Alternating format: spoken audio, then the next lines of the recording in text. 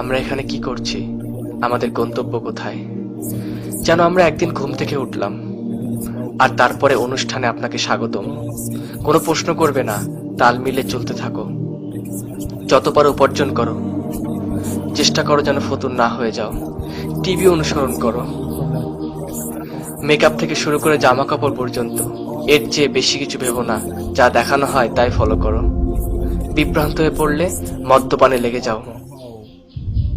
এখনো মাথায় প্রশ্ন ঘুরছে, রেডিওর ভলিউমটা বাড়িয়ে দাও। ডুবে থাকো নেশা, সেক্স, রক অ্যান্ড রোলে।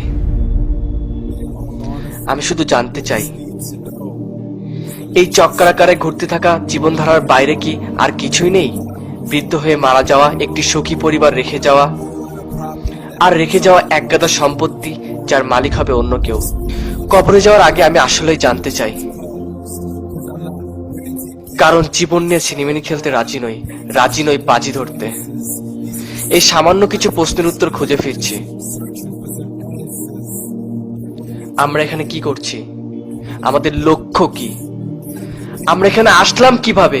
কে আমাদেরকে এত নিখুঁত ভাবে তৈরি করলো? মৃত্যুর পর কি হয়? এই পৃথিবী কি আসলেই গুরুত্বপূর্ণ? এসব প্রশ্নগুলোর উত্তর দিতে চাই না, কারণ প্রয়োজন নেই তো উত্তর জানার। এই জীবনে তো কোনো উদ্দেশ্য নেই, আমাদের অস্তিত্ব তো শুধুই প্রাকৃতিক। সেক্ষেত্রে আমাকে একটি প্রশ্ন করতে দিন, তুমি কি নিজেই নিজের স্রষ্টা, নাকি কেউ তোমাকে তৈরি করেছে? কারণ তুমি এমন এক সৃষ্টি, ত্রুটি মুক্ত, ক্ষমতা অসমান্তরাল। তুমি সর্বোচ্চ বুদ্ধিমত্তার অধিকারী। আমি শুধু সাধারণ যুক্তি ব্যবহার করছি।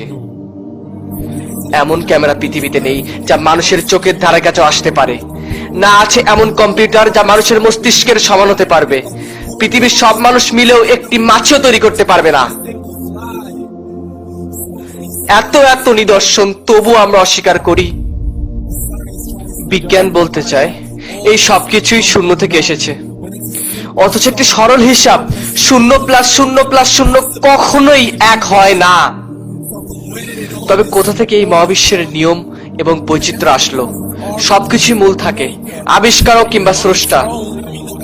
এই ভিডিওটা দেখতে পাচ্ছেন কারণ কেউ ভিডিওটা আপলোড করেছে। তাই আমরা বিগ ব্যাং বিশ্বাস করতে পারি, বা পারি যিনি তা ঘটালেন তার ওপর।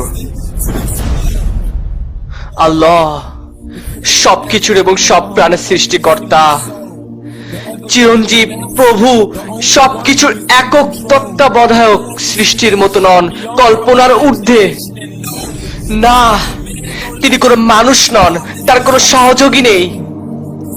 তিনি এক অবিনশ্বর সত্তা, আমাদেরকে কখনোই একা ছেড়ে যাননি।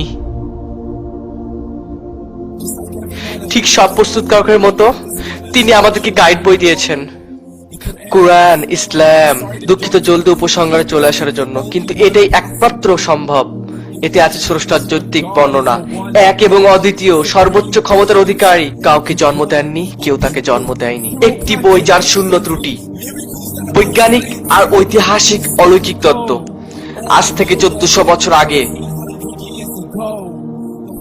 যেমন মানুষের ভ্রূণের নির্ভুল এবং পরিপূর্ণ বর্ণনা, মানুষের ভ্রূণের যে বর্ণনা কোরআনে আছে, সেটি সপ্তম শতাব্দীর বৈজ্ঞানিক জ্ঞান থেকে আসা সম্ভব নয়। পৃথিবীর জন্য পর্বতমালা কিলক স্বরূপ, যাতে পৃথিবী নরম থেকে রক্ষা পায়। বিচ্ছিন্ন দুটি প্রবাহিত সমুদ্রের পানি কখনোই এক হবে না। গ্রহগুলো নির্দিষ্ট কক্ষপথে চলার তথ্য, আর এই ঘূর্ণায়মান প্রতিক্রিয়া প্রভাবের দিন এবং রাত হওয়া। মহাবিশ্ব প্রস্তুতকরণ তথ্য এবং প্রতিটি পানির উৎস পানি থেকে হওয়ার তথ্য। অতীতের শিক্ষণীয় সকল ইতিহাস, বিশেষত ফ্রাউনের লাশ রক্ষিত হওয়ার তথ্য। পৃথিবীর স্থলভাগের সর্বনিম্ন স্থানের তথ্য, যেখানে পারস্য বাহিনী রোমানদের পরাজিত করেছিল। পুরুষের বীর্য নির্গমন পথ, মেরুদণ্ড পাঁজরের মধ্যস্থল নির্ধারণ তথ্য। এখন পর্যন্ত একটি শব্দ পরিবর্তিত হয়নি। উত্তর দিন, কিভাবে সকল তথ্য জানা ছিল?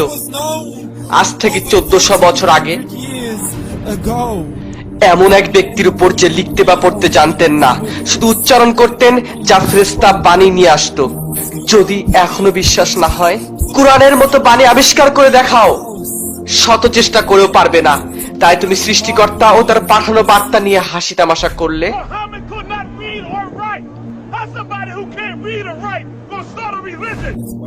তার বইগুলোকে রূপকথার গল্প পড়ে নাকচ করে দেয়, যাতে আমরা আমাদের জীবন গড়ি লোভ, লালসা, ইচ্ছে দ্বারা, বলে বেড়াচ্ছি জীবন তো একটাই, যত খুশি ফুর্তি করো, আমরা বাঁচবো, মরে যাব, তারপর মাটির সাথে মিশে যাব। তুমি খালি একবারই বাঁচবে, ভুল। গাছপালা মারা যাবার পর বৃষ্টি আসলে নতুন করে তার জীবন ফিরে পায়। আল্লাহ প্রতিশ্রুতি যে আমাদেরকেও ঠিক একইভাবে তিনি পুনরুজ্জীবিত করবেন, আঙ্গুলের ছাপ থেকে নিয়ে পায়ের তলা পর্যন্ত অনুরূপ অবস্থায়। যখন সর্বদ্রষ্টা সর্বশক্তিমান আমাদেরকে এত কাছ থেকে দেখছেন, অবশ্যই আমাদের পরীক্ষা নেওয়া হচ্ছে, আমাদের সম্পদ, স্বাস্থ্য, পরিবার সবকিছুর মাধ্যমে। তাই বিশ্বাস করো, আমরা অবশ্যই পুনরুজ্জীবিত হব এবং ফিরে যাব সৃষ্টিকর্তার সামনে। হিসাব নেওয়া হবে আমাদের প্রতিটি কাজের, যখন তিনি আমাদের আমলনামা দিয়ে বলবেন, পড়ো, ভালো মন্দ, ছোট বড় আর বাকি যা কৃতকর্ম করেছো, তোমার হিসাব গ্রহণের জন্য তুমিই যথেষ্ট। এখন আমার সাথে রাগ করো না। তুমি ভেবেছিলে আমার কাছে কখনো ফিরে আসতে হবে না। তোমাকে পুরো একটি জীবন দিয়েছিলাম আমাকে খোঁজার জন্য, কিন্তু তুমি ব্যস্ত ছিল ওসব কিছু নিয়ে যাচ্ছিল ক্ষণিকের। পড়ো, সুসংগ তাদের জন্য যারা বিশ্বাস করেছে।